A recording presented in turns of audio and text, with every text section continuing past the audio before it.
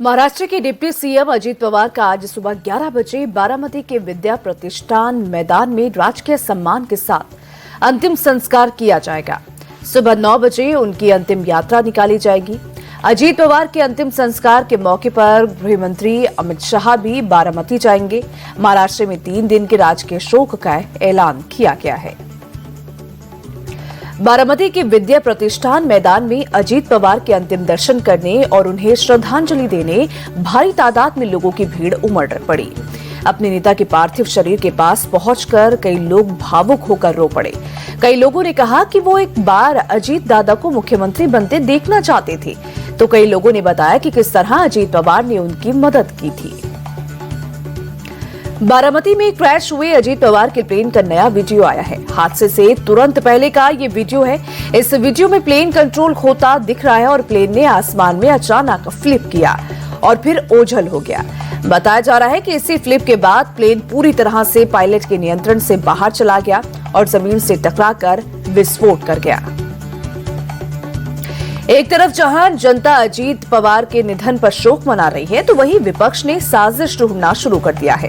बंगाल की सीएम ममता बनर्जी ने कहा कि जिस समय पवार फैमिली एकजुट दिखाई दे रही थी, ऐसे में यह हादसा हो जाना कई सवाल खड़े करता है। सुप्रीम कोर्ट की निगरानी में इसकी जांच होनी चाहिए।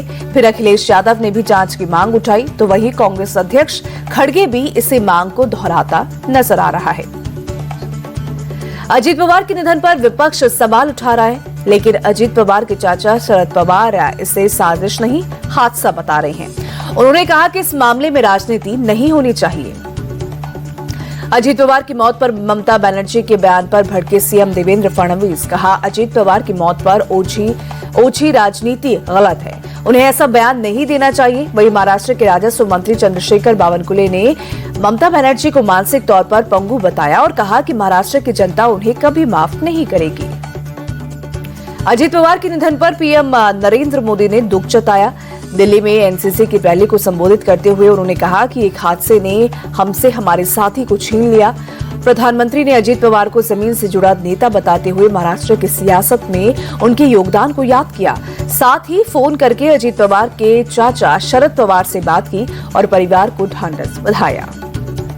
महाराष्ट्र के सीएम देवेंद्र फडणवीस ने डिप्टी सीएम अजीत पवार की पत्नी सुनेत्रा पवार से मुलाकात की।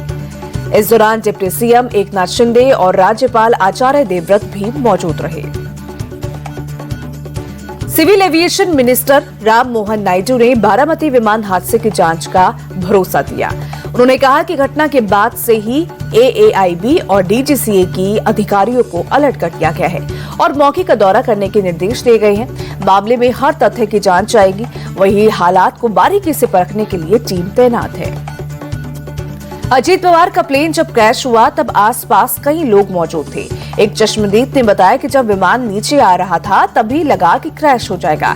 फिर इसमें जोरदार धमाका हुआ। वहां से थोड़ी दूर भागने पर हमने देखा कि विमान में आग लग चुकी है। तब तक विमान में फिर से 4 से 5 धमाके हुए। मौके पर कुछ लोगों ने विमान से लोगों को निकालने की कोशिश की, लेकिन विमान में भीषण आग लग गई थी, जिससे वो सफल नहीं हुए। संसद में बजट सत्र के दूसरे दिन आज देश की अर्थव्यवस्था का रिपोर्ट कार्ड यानी आर्थिक सर्वेक्षण पेश किया जाएगा, जिसमें देश की आर्थिक हालत, ग्रोथ रेट, महंगाई और रोजगार का आकलन होगा और आने वाले बजट के संकेत भी मिलेंगे। संसद की कार्रवाई शुरू होने से पहले पीएम मोदी 10 बजे मीडिया को संबोधित करेंगे, जबकि 12:30 बजे लोकसभा में बिजनेस एडवाइजरी कमेटी की बैठक होगी। यूजीसी के नए नियमों के खिलाफ दायर याचिकाओं पर आज सुप्रीम कोर्ट में सुनवाई होगी। चीफ जस्टिस सूर्यकांत और जस्टिस जयमाल्या बागची की बेंच मामले की सुनवाई करेगी।